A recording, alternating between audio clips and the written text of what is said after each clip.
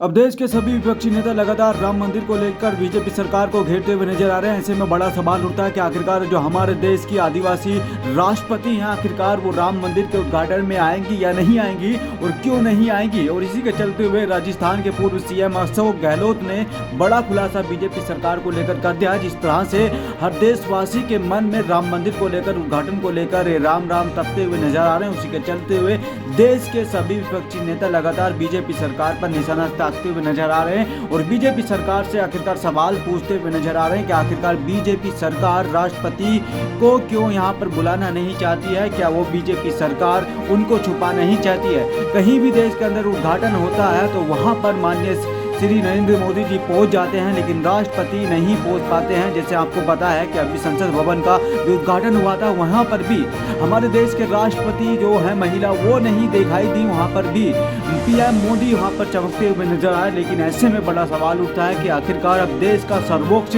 जो पद है वो राष्ट्रपति से हटाकर अब प्रधानमंत्री कर दिया गया है। प्रधानमंत्री को क्यों ऐसा क्यों करने की यहाँ पे आज़ादी मिलती हुई नजर आ रही है। और लगातार देश के वासी ये जानने का प्रयास कर रहे हैं कि आखिरकार देश के अंदर ये घमासान कब तक चलता रहेगा। और इसके ऊपर अशोक गहलोत जो कांग्रेस के दिग्गज नेता हैं लगातार बीजेपी सरकार को निशाना बनाते हुए नजर आ रहे हैं और बीजेपी सरकार से सवाल करते हुए नजर आ रहे हैं। आखिरकार देशवासियों को नौकरी नहीं देंगे क्या बीजेपी सरकार अब राम मंदिर का दर्शन दिखाकर 2024 का इलेक्शन जीतने की तैयारियों में दिख रही है। क्या देशवासियों को नौकरी और बेरोजगारी और जितनी यहाँ पर महंगाई बढ़ रही है क्या उससे राहत मिलेगी, या फिर राम मंदिर के दर्शन दिखाने के बाद सीधा यहाँ पे बीजेपी सरकार 2024 में एंट्री मारेगी, सत्ता में बनी रहेगी। उसी के चलते हुए ईवीएम को लेकर लगातार दिल्ली के अंदर प्रदर्शन देखते हुए नजर आ रहे हैं। ईवीएम को लेकर बड़े सवाल उठते हुए नजर आ रहे हैं। आखिरकार बीजेपी सरकार क्या चाहती है कि ईवीएम से 2024 का इलेक्शन होगा या नहीं होगा, और होगा तो बीजेपी सरकार जीतेगी या नहीं जीतेगी। उसी के चलते हुए सारे विपक्षी नेता लगातार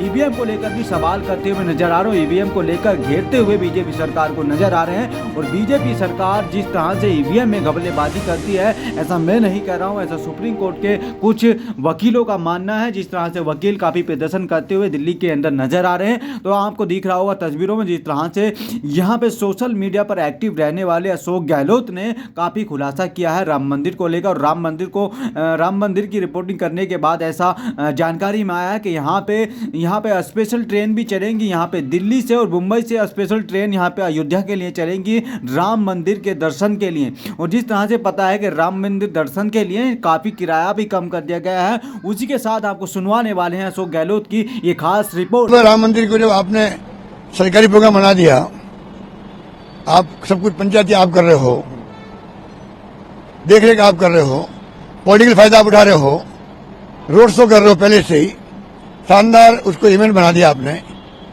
और राष्ट्रपति जी को बुला नहीं रहे हो आप। आज वो ट्राइबल की नेता है, आपके द्वारा चुनी हुई है, आपकी पार्टी ने उनको चुना है, सम्मान दिया, अच्छी बात है।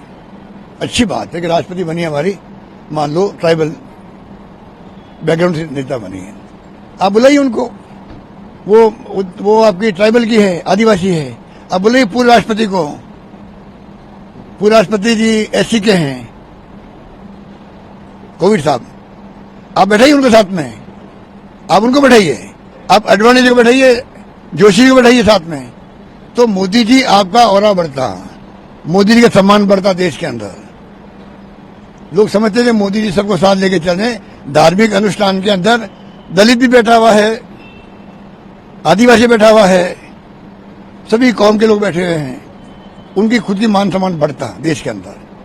अब कौन उनको सलाह दे रहा हो तो वो जाने, परंतु मेरा मानना है कि उनकी अप्रोच जो बना रखी है उन्होंने, वो लंबे समय तक काम आने वाली नहीं है।